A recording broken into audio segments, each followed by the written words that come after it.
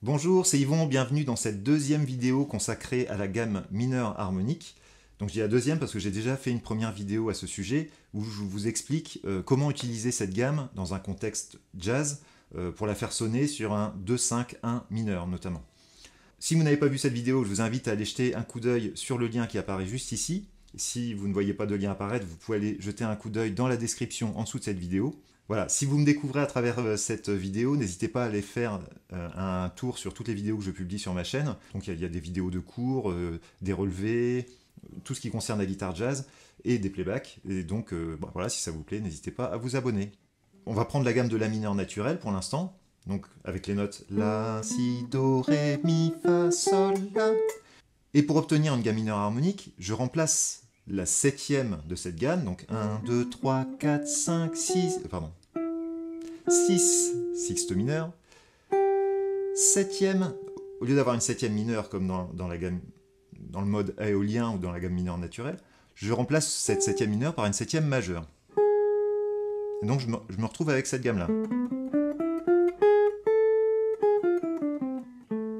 Voilà. Donc cette gamme-là fonctionne évidemment sur tout ce qui est mineur, et notamment, si je la joue en La mineur, sur un 2-5-1 en La mineur, c'est-à-dire Si mineur 7 quinte bémol, Mi 7 et La mineur. Sur ces trois accords, cette gamme fonctionne. Donc c'est ce que j'explique dans la vidéo précédente, je ne vais pas réexpliquer tout ça. Et ce que je vous explique, pour pouvoir la faire sonner, c'est que on cherche en fait à éviter de tournicoter autour de l'intervalle qui est très grand entre la sixte mineure donc et la septième majeure. Dès qu'on joue qu'on répète un peu cet intervalle, ça donne tout de suite un côté musique de l'Est ou musique orientale. Et donc c'est pas nécessairement ce qu'on cherche à faire dans un solo de bop. Pour éviter d'accentuer ce grand intervalle, moi ce que je vous avais proposé dans la première vidéo, c'était de jouer sur, mettons sur le 5, le sol dièse juste avant le La du départ, c'est-à-dire Sol, La, Si, Do, Ré, Mi, Fa, et je m'arrête au Fa. Comme ça je joue bien les 7 notes de la gamme. Donc ça va fonctionner sur le Mi, Mi 7, hein. Tant que je suis sur Si mineur 7 quinte bémol, Mi 7, il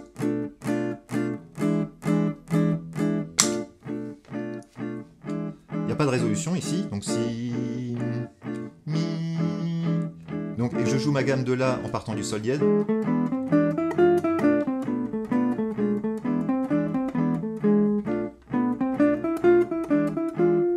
Voilà, là en fait je joue toujours des notes finalement, Sol dièse, Si, Ré, Fa, c'est-à-dire les 4 notes qui vont très très bien fonctionner avec mon Mi 7 bémol 9. Je joue toutes les notes de la gamme, mais sur la pulsation, comme je joue en croche, il y a des croches qui sont sur les temps, sur la pulsation, et des croches qui sont en l'air. Les croches qui sont sur la pulsation, ce sont les notes de cet arpège diminué, Sol dièse, Si, Ré, Fa. Alors que sur le La, si je joue sur le La mineur, je peux jouer avec la même gamme, même si c'est un La mineur 7, vous allez voir que ça fonctionne. Je vais faire un La mineur 7 avec une septième mineure. Hein. Et donc, alors évidemment, si je joue comme je viens de faire là, ça ne fonctionne pas. Hein.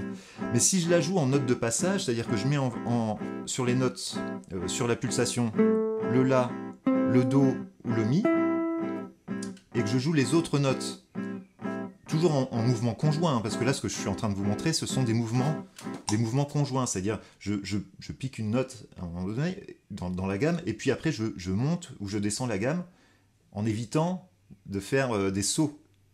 Puisque à partir du moment où je fais un saut, je suis plus dans la gamme, mais je joue un petit bout d'arpège quelque part. Donc là, je vous montre vraiment quand on joue en gamme, c'est-à-dire en mouvement conjoint. Mais je peux monter, je peux descendre. Et donc là, sur ma pulsation, j'appuie le La, le Do ou le Mi. Donc ça donne.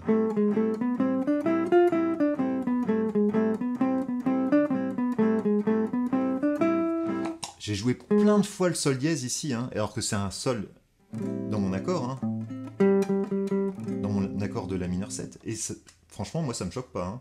parce que ma gamme est bien calée. Et donc, je cale cette gamme sur La, Do et Mi. 3 notes. Alors que quand je suis sur le Mi 7, sur le 5, et ça fonctionne aussi sur le Si mineur 7 quinte bémol, en fait je regroupe tout ça en Mi 7 finalement, je joue Sol dièse, Si, Ré, Fa. Et les notes intermédiaires sont La, Do, Mi. C'est-à-dire les notes qui vont se trouver sur les croches en l'air sont La, Do et Mi. Et donc c'est super, parce que ça c'est tout ce que je vous propose donc, dans la première vidéo. Le problème c'est qu'on reste coincé finalement entre Sol dièse grave et mon Fa aigu. Et donc là je joue pratiquement, je joue sur 2 cordes. Donc c'est un peu frustrant quoi. Alors l'idée ce serait de jouer du La mineur 7, La, Do, Mi, Sol, avec un Sol bécard, sur le La mineur 7, l'accord de résolution. Et de cette manière-là, je me retrouve avec le Sol que je vais ajouter. Donc je vais avoir 4 notes que je vais pouvoir appuyer sur le temps.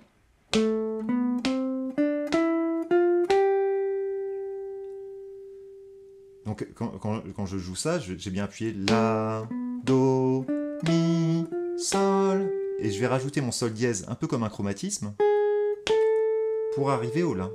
Et de cette manière-là, je peux déborder des bornes que je me suis fixées qui étaient Sol dièse dans les graves et Fa dans les aigus.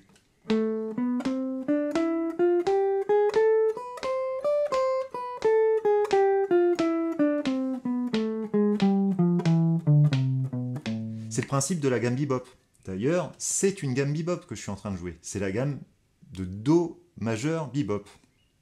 Alors la gamme de Do majeur bebop, c'est une gamme de Do majeur. Do, Ré, Mi, Fa, Sol.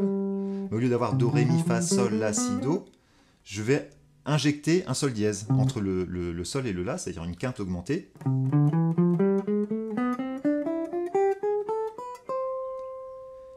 De manière à mettre sur les temps forts, enfin sur les temps de la pulsation, sur les temps, la fondamentale, la tierce, la quinte et la sixte d'un accord majeur, c'est-à-dire un Do 6 finalement. Alors, ces gammes bebop, elles sont rarement employées dans l'état, c'est-à-dire c'est toujours des petits bouts, hein, mais c'est bien de comprendre quand même comment ça fonctionne. Et c'est utilisé par plein de monde. L'exemple que je cite toujours, c'est la première phrase allez, Donali. Donali qui est en La bémol, la première phrase c'est... Alors après on arrive sur cette note là qui est la note de l'accord suivant. Mais si je modifie cette dernière note, ça donne... Et on est en La bémol. Septième, octave, septième, sixte, quinte augmentée, quinte, quarte, tierce, seconde, fondamentale. Donc c'est exactement une gamme majeure bebop sur le premier accord. C'est ce que joue Charlie Parker sur la composition de Miles Davis. Voilà. Donc en tout cas, c'est une gamme qui est employée sur les accords majeurs. Mais cette même gamme, en fait, on peut l'utiliser sur sa relative mineure. C'est ça qui est intéressant. Donc là, j'ai pris l'exemple en La bémol, parce que le morceau de Donali est en La bémol, mais si je le refais en Do... Voilà, là je suis en Do majeur et je joue la même phrase. Et c'est toujours bien calé par rapport à mon Do. Et quand je suis en La, mais je peux même faire la même gamme, hein, la même phrase, ça fonctionne. Ça va.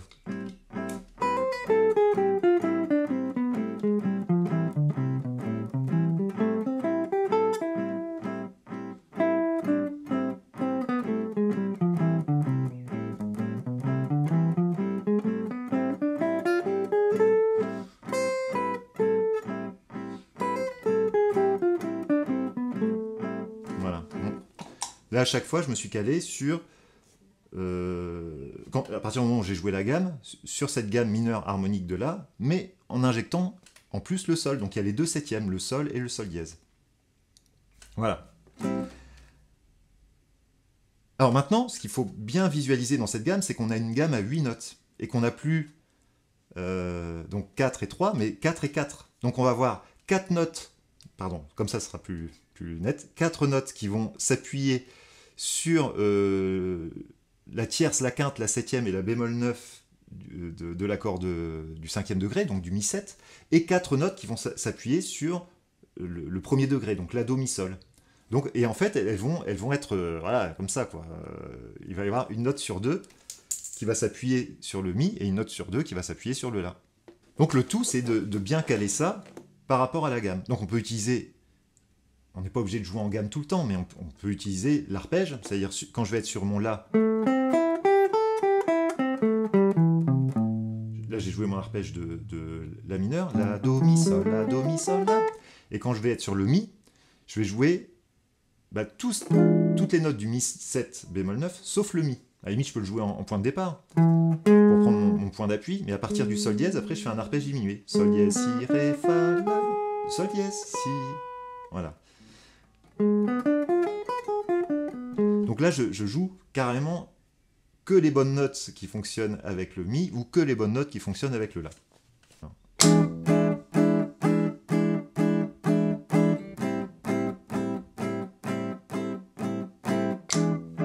Sur mi 7, et là je suis sur le la. Mi, do, la, do, mi, sol, mi, do, fa, ré, si, sol, dièse, si, ré, fa, sol, dièse, si, la, do, la, mi, sol, mi, do, la, si, ré, si, sol, dièse. Donc là on entend bien que les 4 notes fonctionnent bien avec un accord ou avec l'autre. Et donc si j'appuie maintenant les bonnes notes sur la pulsation, je peux jouer ma gamme. Donc ça va donner ça.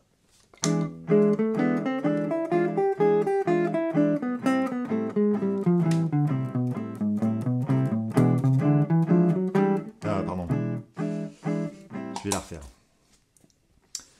Alors, je ne vais pas pouvoir dire les notes parce que je dois me concentrer sur le calage finalement de cette gamme au moment du changement d'accord. Donc je vais être soit sur la, do, mi, sol sur le la, ou soit sur sol dièse, si, ré, fa sur le mi.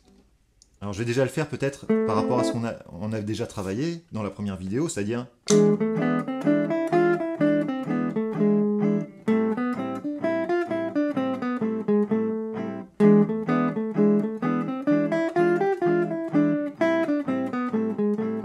Maintenant, je vais déborder de ces bornes.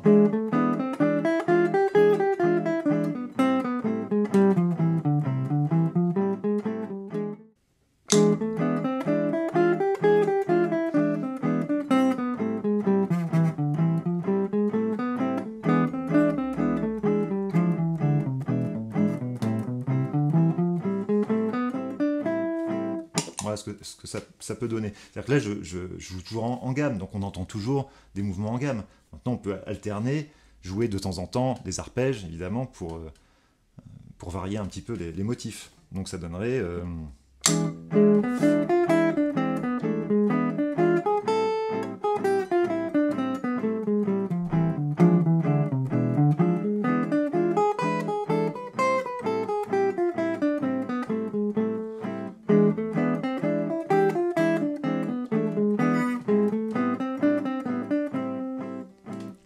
Alors, parfois je me décale, mais en fait, c'est pas forcément gênant.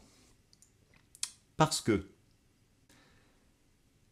quand j'improvise, je peux improviser. Alors, le mieux, c'est vraiment de bien faire enfin, le mieux, pour maîtriser l'exercice, de bien faire la séparation entre à quel moment je dois jouer par rapport à mon la mineur 7 et à quel moment je dois jouer par rapport à mon sol dièse diminué. Mais, si maintenant j'improvise avec une anticipation, je peux faire ça.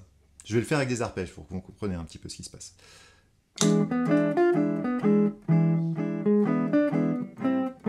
Là, je suis sur le la mineur. Et là, qu'est-ce que j'ai fait? Quand j'étais encore sur le la mineur, j'ai fait... Et là, je suis passé sur le mi. Alors, en fait, j'ai joué mon arpège diminué alors que j'étais encore sur le la. Donc, l'effet produit, en réalité... Je vais le faire encore, pour vous montrer encore mieux que ça, hein. En accord, ça donne ça. Donc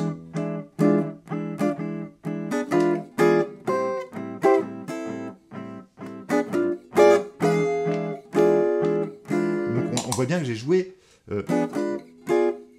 ces accords diminués en avance. Et on peut même faire autre chose, on peut résoudre en retard. Donc ça donnerait ça. Donc là,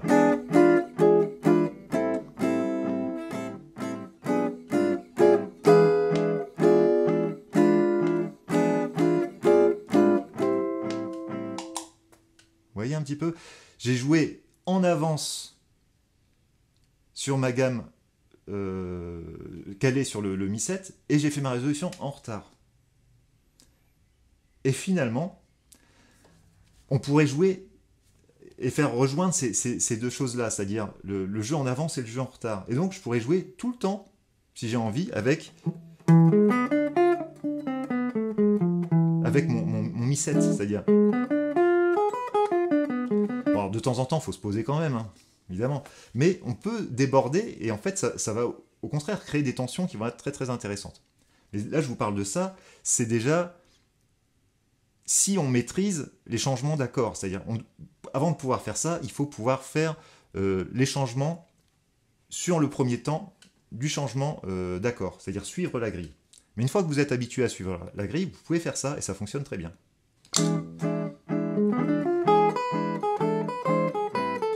Là, j'ai fait ma résolution.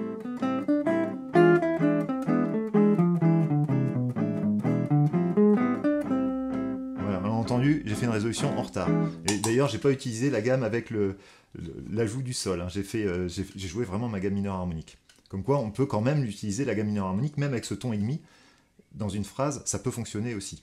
Mais si on rajoute ce sol, on va lisser un petit peu cette gamme et la rendre plus mélodique finalement. Alors je le refais encore une fois avec la gamme vraiment que je vous ai proposé de travailler, c'est-à-dire la gamme mineure de la mineure harmonique et l'ajout du sol. Donc ça donnerait...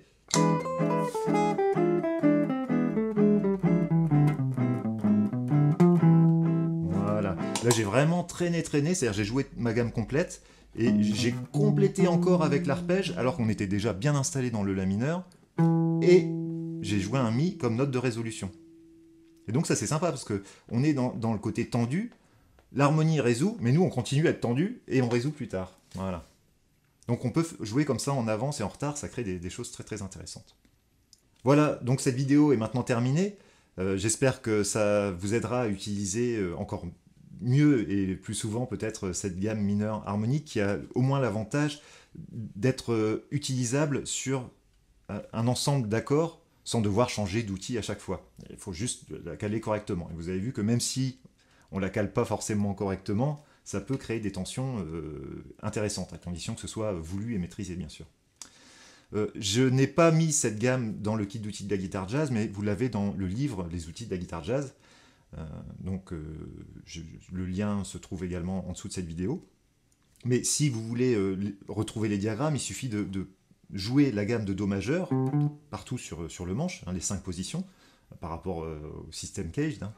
Sol, la, si, do, ré, mi, fa, sol, la, si, do, ré, mi, fa, sol. Et donc je vais rajouter le sol dièse. Sol, sol dièse, la, si, do, ré, mi, fa, sol, sol dièse, la, si, do, ré, mi, fa, sol dièse, la. Et ça dans les 5 positions. La, si, do, ré, mi, fa, sol dièse, la, si, do, ré, mi, fa, sol dièse, la, si, do. Do, ré, mi, fa, sol, la, si, do, ré, mi, fa, sol dièse, la, si, do, ré. Et ré, mi, fa, sol dièse, la, si, do, ré, mi, fa, la, si, do, ré, mi, fa. Et la dernière, mi, fa, sol dièse, la, si, do, ré, mi, fa, sol dièse, la, si, do, ré, mi, fa, sol dièse.